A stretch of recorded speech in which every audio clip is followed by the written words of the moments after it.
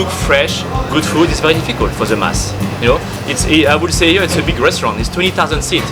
You know, it was really the key with Staples Center and the Living Group to really cook good quality of food, nothing frozen, and the food need to be fresh.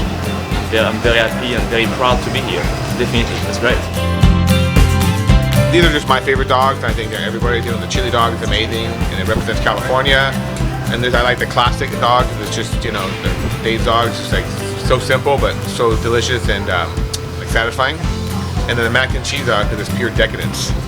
When Adele was here, we did so many hot dogs. And I've had people contact me, oh, where can we get your hot dogs? We love them, from when they were here for Barbara Streisand or all different events. So it's been really a great response. Yeah, really happy about that.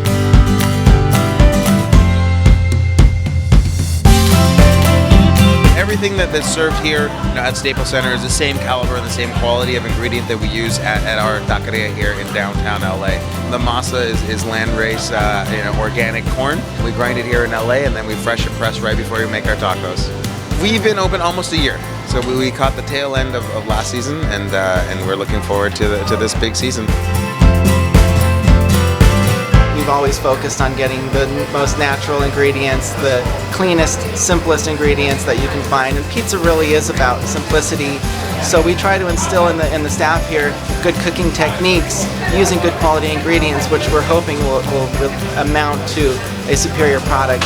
I see with all the changes that Staples Center has made, that in trying to bring in higher quality food than you would typically expect to see in an arena, I'm glad that we're thought of as being a part of that, because I certainly do.